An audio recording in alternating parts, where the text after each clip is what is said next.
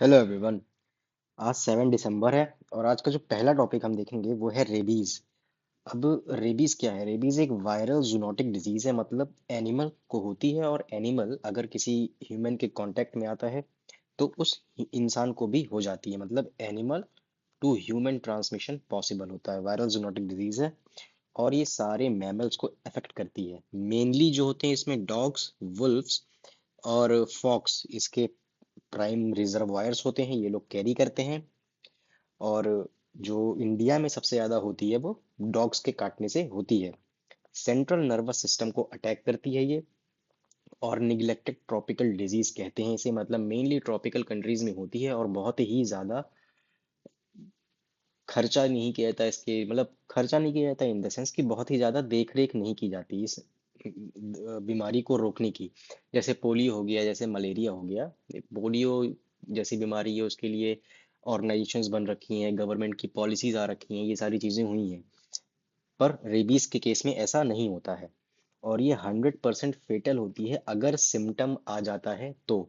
वैसे mainly symptom 0 से 30 days के अंदर आता है। जिस दिन डॉग ने काटा उसके 1 महीने के अंदर ही अंदर सिम्टम आ जाता है।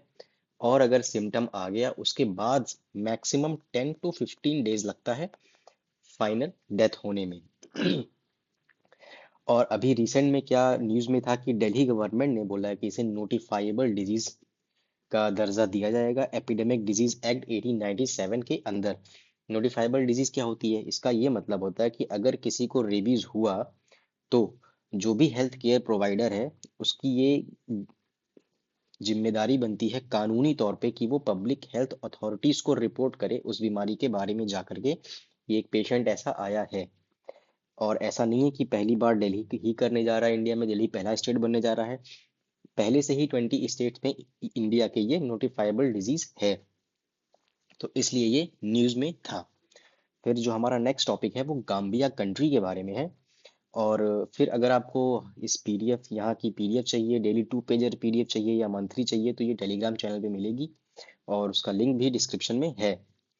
हाँ, तो गाम्बिया, अब जो गाम्बिया कंट्री है ये न्यूज़ में है। तो पहले हम देख लेते हैं कि ये कैसी है। मतलब ये तो रही वेस्ट अफ्रीका की कंट्री है। ये सिंपल सा दिख रहा है कि ये रिवर के अराउंड पूरी कंट्री क्या है, पूरी कंट्री रिवर के अराउंड ही बसी हुई है। इसका मतलब क्या है कि इसकी जो भी इकोनॉमी होगी वो रिवर बेस्ड और सी बेस्ड इकोनॉमी है। ट्रेड पोर्ट से ये भी डिपेंडेंट है बहुत ही ज्यादा। कौन सी रिवर है ये? गाम्बिया रिवर है। और ये चीज देखनी है कि गाम्बिया रिवर और ये नीचे कोसामैन्स रिवर, अगर कभी ऐसा क्वेश्चन आ जाता है तो ध्यान रखेंगे कि Gambia river he the Gambia से पास होती है और कोसामैन्स रिवर उसके साउथ में है, नॉर्थ में नहीं, साउथ में है ये रिवर, ठीक है। और गाम्बिया के नीचे कौन सा देश है? गाम्बिया के तीनों तरफ से सेनेगल है जो गाम्बिया को 3 तरफ से कवर करता है। और एक साइड में क्या है, अटलांटिक ओशियन है। और फिर द गाम्बिया रिवर इसकी मेन है और रिवर बेस्ड ज्योग्राफी है इसकी। फिर ये जो बंजुल, ये इसका मेन ट्रेड पोर्ट है बंजुल, यही इसका कैपिटल भी है। और इसमें ट्रॉपिकल क्लाइमेट है जो कि wet and dry period distinct होते हैं जिसमें।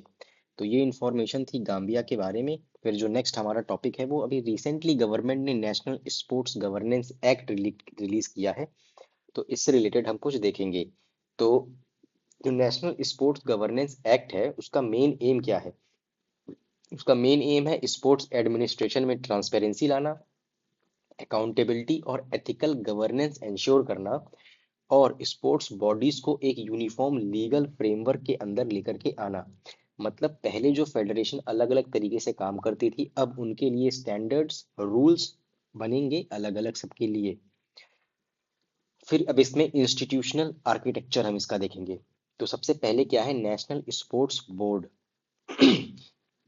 ये सबसे इंपॉर्टेंट बॉडी है, ये मतलब एपेक्स रेगुलेटरी बॉडी है इसी सबसे इंपॉर्टेंट। इसके पावर्स क्या है?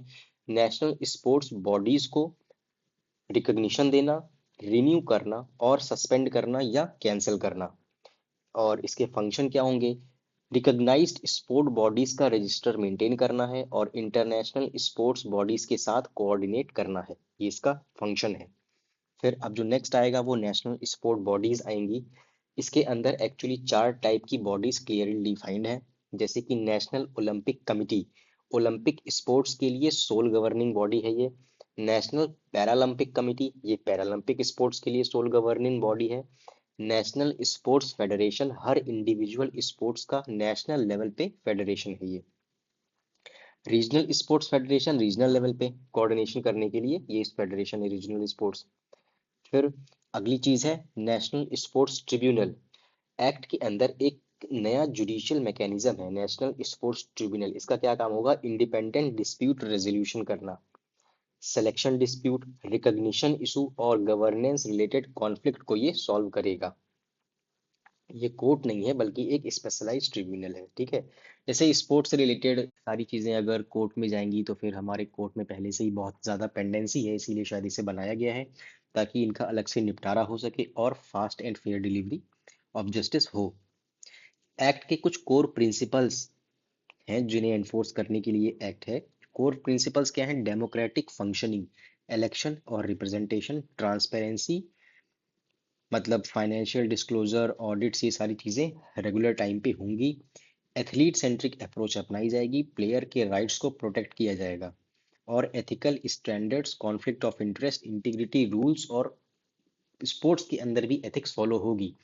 अभी कुछ टाइम पहले मैंने ही बताया था कि इस वीडियो में कि जब नाडा की रिपोर्ट आई थी उसमें क्या बताया गया था कि जो इंडिया के एथलीट्स हैं वो सबसे ज्यादा डोपिंग के केस में पकड़े जाते हैं, इसीलिए एथिकल स्टैंडर्ड्स भी मेंटेन करना बहुत ज्यादा जरूरी है। फिर यूपीएससी में इस टाइप की बॉडीज का और इस टाइप के नए एक्ट्स का, खासकर बॉडीज का, कई बार प्रीलिम्स में क्वेश्चन आ चुका है, इसीलिए ये बताना जरूरी था। फिर जो हमारा नेक्स्ट टॉपिक है वो है सोमनाथ टेम्पल से रिलेटेड। सोमनाथ टेम्पल से रिलेटेड क्यों है? क्योंकि जब पहली बार नहीं, एक्चुअली दूसरी बार जब अटैक हुआ था सोमनाथ टेम्पल में, किसने किया था? मोहम्मद गजनी ने किया था। कब किया था? 1026 में। आज क्या है? आज 2026 चल रहा है। तो इसको अराउंड 1000 साल पूरे हो गए हैं जब पहली बार इसको अटैक करके डिस्ट्रॉय किया गया था और इसकी वेल्थ को लूट लिया गया था। तो ये सारी चीजें हुई थी और तो इसलिए ये टेम्पल इम्पोर्टेंट हो जाता है। और साथ ही पीएम ने इसे रिकॉग्नाइज भी किया है कि इसका 1000 साल हो गया है और सोमनाथ स्वाभिमान पर्व मनाया गया था।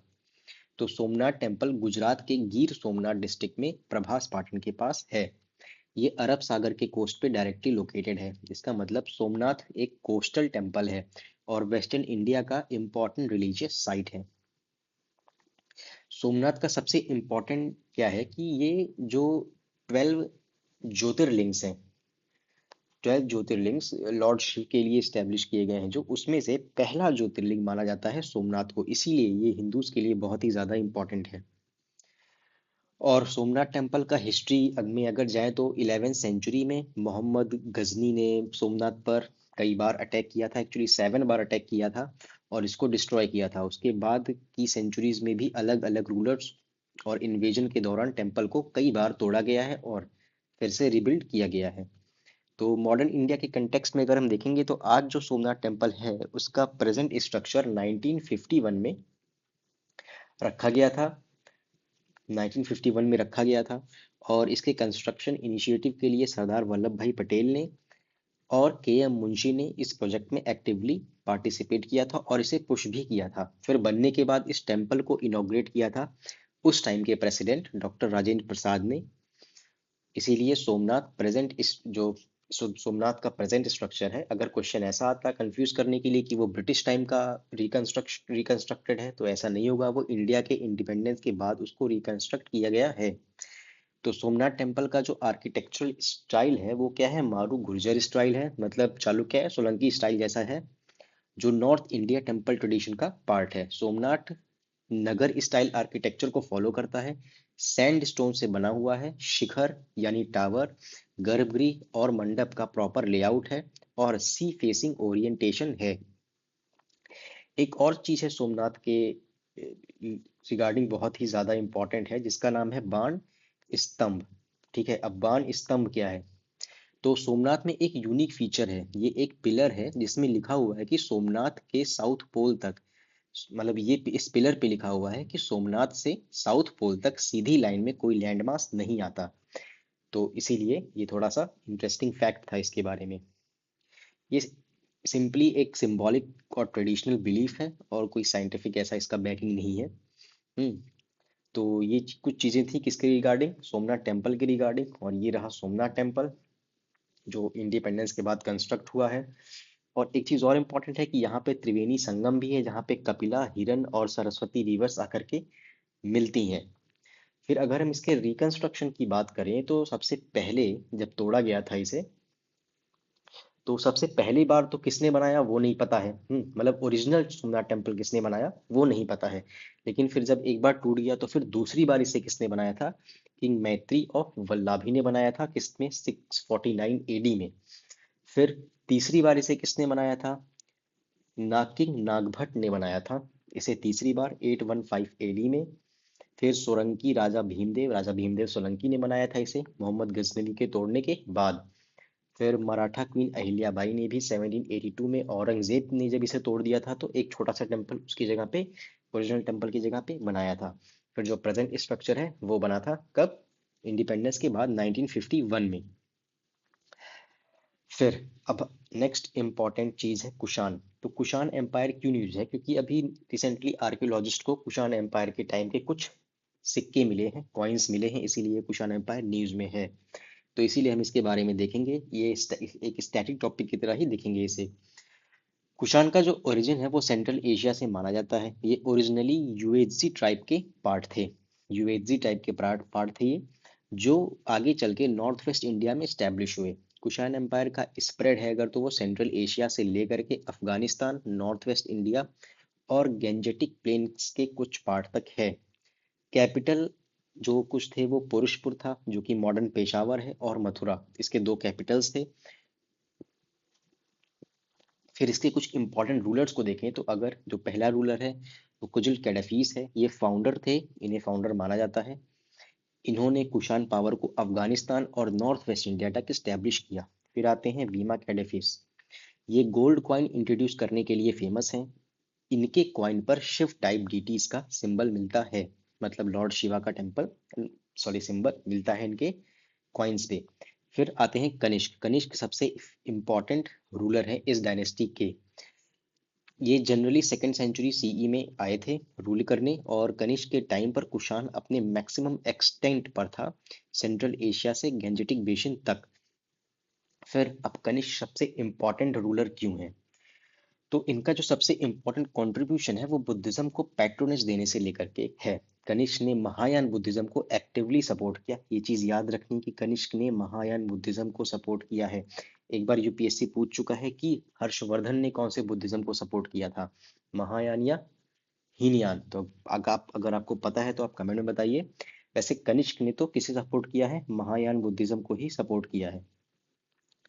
और ट्रेडिशन के मुताबिक अगर देखें तो उनके टाइम पर फोर्थ बुद्धिस्ट काउंसिल हुई थी कश्मीर कुंडलवन में। इस पीरियड में बुद्धा को ह्यूमन फॉर्म में डिपिक्ट करना पॉपुलर हुआ था। सबसे पहली बार गौतम बुद्ध की मूर्तियां इन्हीं के रीन में बनी थी। यहीं से बुद्धा इमेजेस लार्ज स्केल पर बनने शुरू हो गए। फिर अब कुछ चीजें और इम्पोर्टेंट हैं, गांधार स्कूल और Mathura school of art Kushan period के कल्चरल हाइलाइट्स में आता है ये। तो Gandhara school Greek Roman influence का है, ग्रीक रोमन इन्फ्लुएंस है इस पे, मतलब वेवी हेयर हैं, रोब्स हैं, ठीक है। बुद्धा को जो डिपिक्ट किया गया है वो वेवी हेयर और रोब्स के फॉर्म में डिपिक्ट किया गया है। इससे ऐसा लगता है कि ग्रीक और रोमन इन्फ्लुएंस आता है। फिर जो मथुरा स्कूल है वो इंडियन स्टाइल है, रेड सैंडस्टोन और स्पिरिचुअल एक्सप्रेशन को डिफाइन करता है ये। अगर ट्रेड क्वाइंस की बात करें तो क्वाइन से कैसे क्वाइनिश थी इनकी या कैसा ट्रेड था, तो कुषाण का एक मेजर स्ट्रेंथ ये भी था कि ये सिल्क रूट के कंट्रोल में थे, सिल्क रूट को ये कंट्रोल करते थे। इंडिया, सेंट्रल एशिया, चाइना और रोमन एम्पायर के बीच ट्रेड हुआ होता था, जिससे कुषाण कॉइन्स गोल्ड, सिल्वर और कॉपर में मिलते हैं, हर टाइप के मिलते हैं, गोल्ड, सिल्वर और कॉपर। इनके कॉइन्स पर ग्रीक, पर्शियन और इंडियन डीटीज जैसे बुद्धा, शिवा, मित्रा और ये सारी डीटीज दिखते हैं। मतलब कुषाण एम्पायर में ये सारी चीजें मिल जाएंगी। तो इसमें इतना ही था आज के लिए। Thank you.